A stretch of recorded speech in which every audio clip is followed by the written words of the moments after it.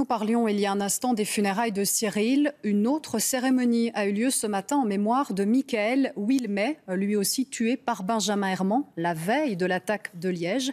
Et justement, par rapport à l'auteur des faits, des questions se posent concernant son inhumation. Nous allons en parler avec Céline Liégeois en direct à On, près de Marchand-Famenne. Alors la famille de Benjamin Herman a demandé d'organiser les obsèques dans l'église du village.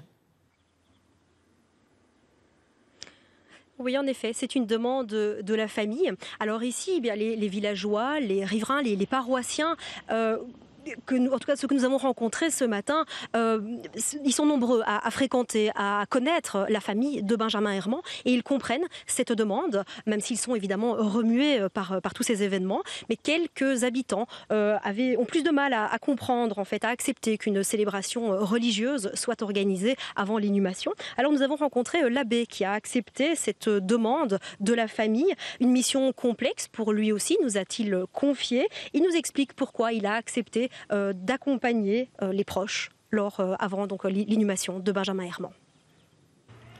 Donc c'est avant tout la demande de l'accompagnement d'une famille qui est endeuillée face à la perte d'un proche. Je pense que derrière tous les étiquettes qu'on peut se mettre les uns sur les autres, qu'on peut mettre sur Benjamin, il y a aussi celle d'un fils, d'un petit-fils, d'un frère, d'un tonton. C'est vraiment une famille endeuillée qui est dans l'incompréhension, dans l'incompréhensible, dans l'inacceptable, comme beaucoup d'autres familles touchées par les derniers événements. Le fait qu'il soit d'une autre obédience, quelle en est la valeur profonde, on ne saura jamais en vérité non plus. La famille, elle, est chrétienne et demande cet accompagnement. Et le but serait aussi de ne pas apparaître face à la demande de la famille plus sectaire que ne le sont encore ceux qui ont revendiqué les derniers événements. Alors, les autorités communales souhaitent rester discrètes sur ces funérailles, notamment sur le moment précis, par souci de discrétion et par respect pour la famille. Mais on sait qu'un dispositif policier est prévu pour éviter d'éventuels débordements.